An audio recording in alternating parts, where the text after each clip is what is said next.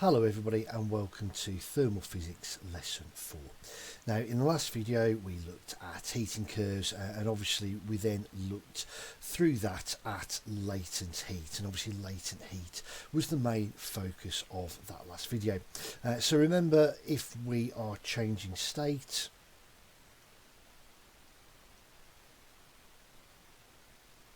then we're going to use the latent heat equation. Delta Q is equal to mL, whereas if we're changing temperature,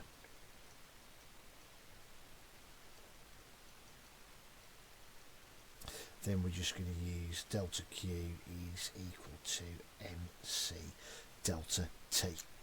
Now in this video we're going to move forward away from specific heat capacity and latent heat, and in this one we're going to move to looking at the gas laws. Now before we get into the gas laws properly, we need to just do a little bit of setting up and make sure that we understand all of the variables that we care about and we need to know about for gases. Now what we're going to do first is we're going to have a look at some kind of gas container. So this could be anything like a syringe or something like that, where we have some form of piston. And the idea of the piston is to change the volume of the gas.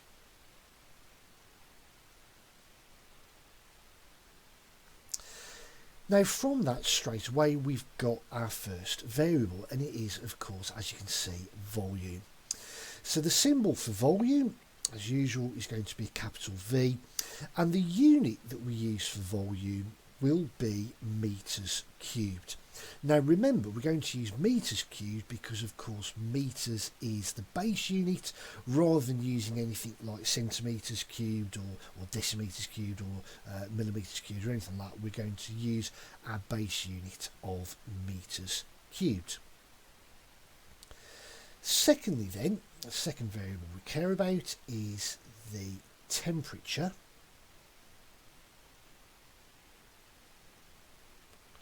Of the gas. Symbol for temperature will be a capital T, and the unit, as we've discussed before, is Kelvin.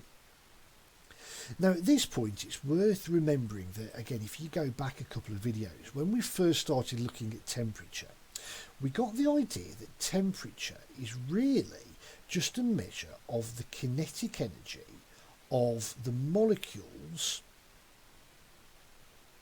in the gas. So in a moment's time, when we start to look at changes that we're going to make to the gas, to look at how all these different variables relate to each other, any changes that we make, we need to consider the kinetic energy of the molecules when we consider the temperature. The next variable we care about then is going to be pressure.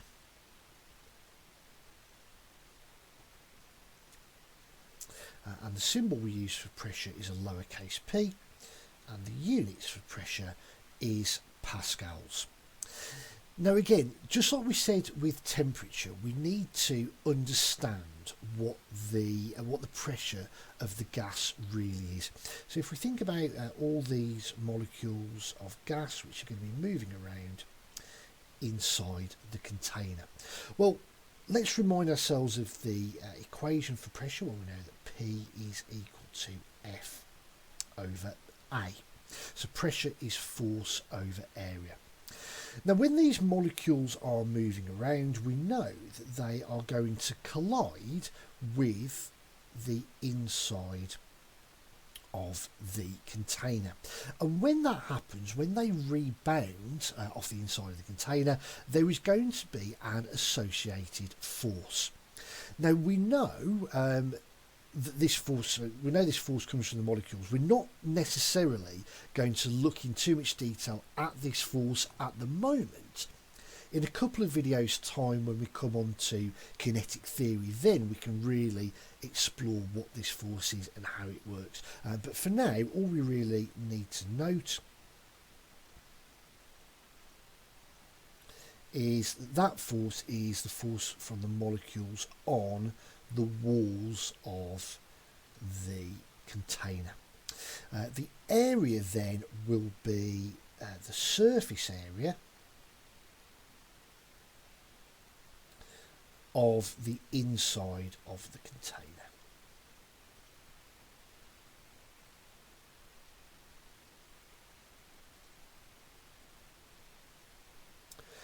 Finally then, the last thing we need to know is how much gas we've got, so we're going to have a look at the amount of gas.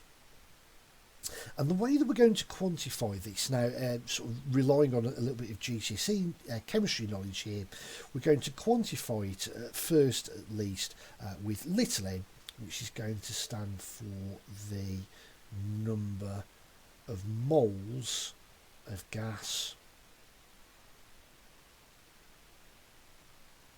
in the container. Now we can start to look at the gas laws themselves, and what we're going to do, there are 4 of them that we're going to look at, and what we're going to do for each of these 4 gas laws is we're just going to take 2 of these variables and look at how they relate to each other if we keep the other 2 as constants. Okay, so very simple process. We're going to pick 2, look at the relationship between them, keeping the other 2 as constants. So we're going to follow that process for all 4 of the gas laws that we're about to look at. Now the first one then, what we're going to do is we are just going to take pressure and volume, and therefore temperature and the number of moles, so the amount of gas, we're going to keep as constants. So let's vary one of these. So let's say that what we're going to do is we are going to increase the volume of the gas. Now, you go back to that example. If we basically pull the piston out, okay, if we're using a syringe, we would pull the plunger bit of the syringe out. That's how we could increase the volume. And what we need to do is we need to think about what that's going to do to the pressure. Now, of course, we can see that if we increase the volume of the gas, then what we're also going to do is we're going to increase the area of the inside of that container. So by pulling the piston out, we're providing more of an area for these gas molecules to collide with. But obviously on the last slide we said that pressure was force divided by area. If we increase the area then, because that's on the bottom of the equation, it's inversely proportional to the pressure. What that means is that the pressure will therefore decrease. So by increasing the volume, we are decreasing the pressure. And we can see that therefore those 2 variables, volume and pressure, are inversely proportional to each other. Now I'm going to write that as P is proportional to 1 over V. Okay, that's exactly the same as writing that V is proportional to 1 over P, but I just want to keep it like that for now. It will just make our lives a little bit easier later on when we come to sort of bring all of this together. Now the name for the first law then, or that first law that we've looked at, that one is known as Boyle's law. For the next law then, the second one that we're going to look at, what we're going to do now is we're going to take volume and temperature and look at the relationship between those, and obviously in order to do that we need to keep the pressure and the amount of gas that we are dealing with as constants as well. Now really this is almost one of the most basic ideas that we've come across, and goes way back to Key Stage 3 science, that as we heat something up, it expands. Now, we look at that in basic ways with solids, like I said, way back in Key Stage 3. When we look at things like convection at GCSE, we say that, as we heat a gas, the volume increases, it becomes less dense, and then it rises compared to the more dense stuff. So this idea that as temperature increases, volume increases, as I said, is something that we've come across several times before. Now, obviously, when we think about it more from our gas point of view, as the temperature increases, well, we want to keep the pressure a constant. Well, as the temperature increases, we know that those molecules are going to have more kinetic energy. If they've got more kinetic energy, then when they collide with the inside of that container, they will exert a larger force on the inside of the container.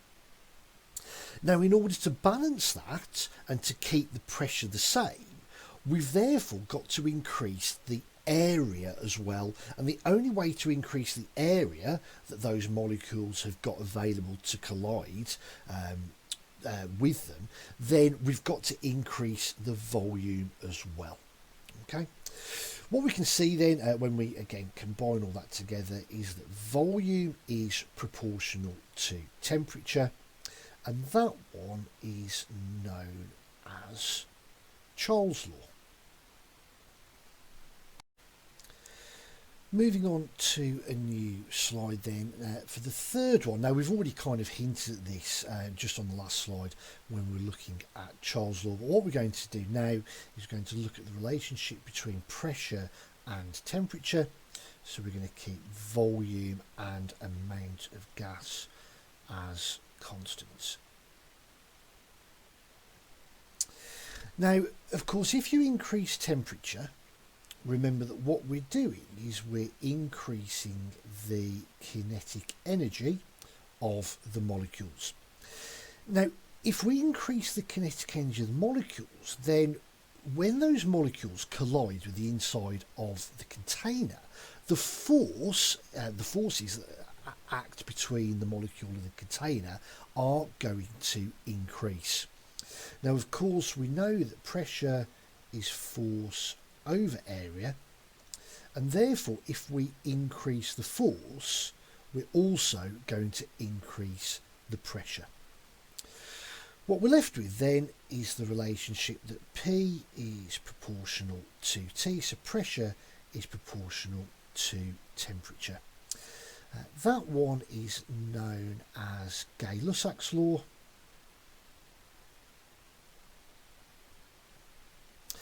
And it is also known as the pressure law.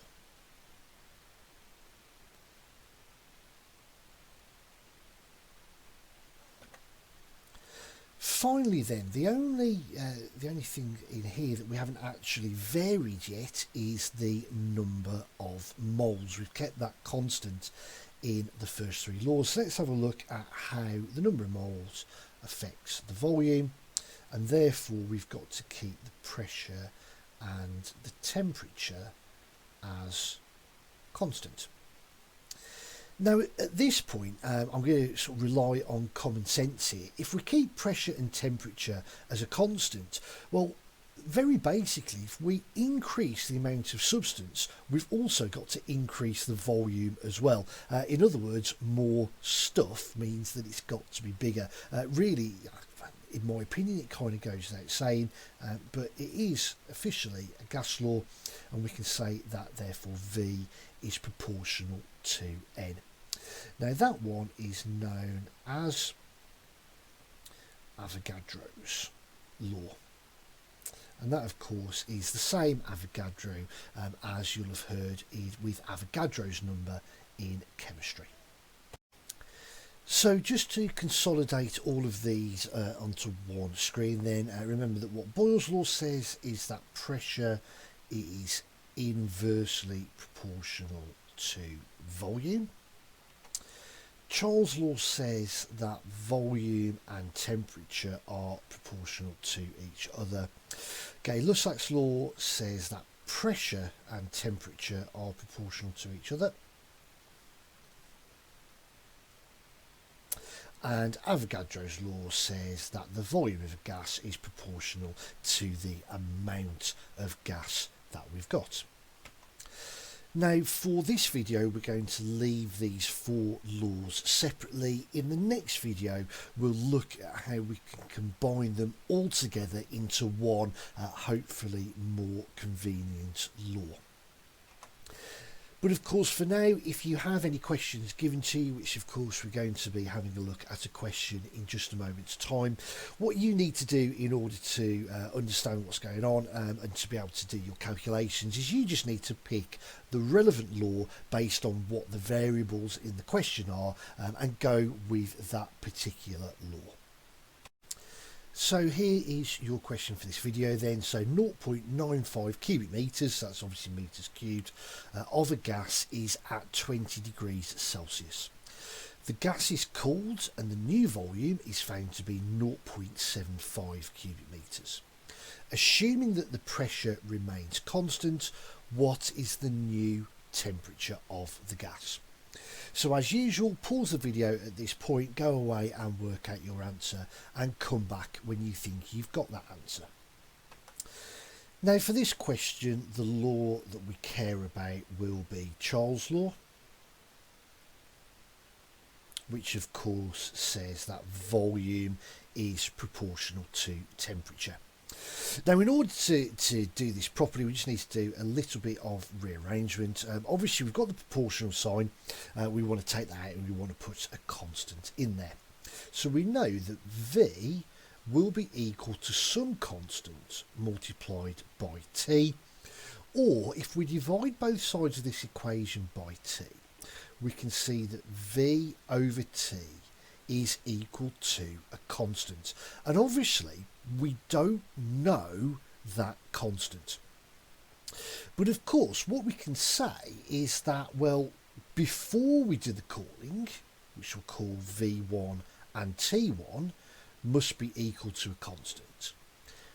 After we've done this, well, it's not really, yeah, sorry, it is a cooling. So after we've done this cooling, V2 over T2 must be equal to a constant. But of course, these constants must be the same. And therefore, what we're left with is V1 over T1 is equal to V2 over T2. Now we've got our two volumes. So here is V1, it's the 0.95 metres cubed. Here is V2, it's the 0.75 metres cubed. Now, of course, one of the ways this kind of question is designed to catch you out is by giving you a temperature in degrees C. Now, of course, if you go way back to the start of this video, when we talk about temperature, I did say that we have to measure temperature in Kelvin, so we do need to convert that. So therefore, T1 is equal to, well, it's 20 degrees C, and we have to add 273.15 to it to make 293.15 Kelvin as T1. And therefore, what we're left with is the need to calculate T2. So let's go back calculating T2 then. I'm going to do a little bit of rearranging first. So I'm going to just take the inverse of both sides. So I'm going to say that T2 over V2 is T1 over V1. And obviously I've just flipped them around the equal sign as well. And therefore T2, which we're trying to calculate, is T1 times V2 over V1. So T2 then, T1 we've just worked out, so that's 293.15.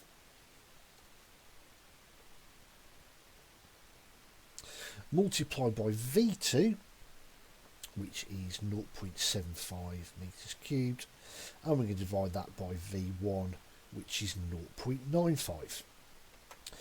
What we get as an answer to that then is 231. There's obviously some point to that, so 0.43. If we just round that to 231 Kelvin, that's obviously the correct answer to 3 significant figures. Now, if we were to convert that back into degrees C, which obviously we're more than welcome to do, if we subtracted now 273.15, now bearing in mind that I've kept my full calculator answer, my full calculator answer says, or at least once we've done a little bit of rounding, says minus 41.7 degrees C to 3 significant figures. Now, just as an illustration, obviously that one there, the 231 Kelvin minus 41.7 degrees C, that is the correct answer. I'm just going to show you though what would have happened if we hadn't have converted the degree C into Kelvin. Okay, so here now comes the wrong method, which you may well have fallen into the trap. So just to show you where you may have gone wrong. Obviously it's exactly the same equation, so it's still T2 is equal to T1 V2 over V1, but instead what we probably would do is 20 times 0.75 over 0.95. And the answer that we would have got if we'd have done that would have been 15.8 degrees C. So you can see that we're actually quite a long way off with that answer. Yes, we're sort of 50, it's about 57 degrees C out with that answer because we didn't convert into Kelvin. So like I said, I know that was a relatively basic idea to look at, but it just shows you how far out we can be with that wrong method. So while that one would be ticked correct, obviously that one is wrong because we didn't do the conversions. So to summarise then, in this video we've looked at 4 of the key gas laws that we care about. Firstly, we did Boyle's law, which says that pressure is inversely proportional to the volume of a gas. Charles' law said that volume and temperature were proportional to each other. Gay-Lussac's law said that pressure and temperature were proportional to each other. And then finally, Avogadro's law said that the number of moles of gas is proportional to the volume. Now, as I said, in the next video, what we're going to be doing is we're going to be sticking with these 4 laws, but we're going to show how we can combine them all together into one slightly more convenient way of looking at it. So that's obviously it for this video. As I said, we'll look forward to that next video, and I hope to see you in that one.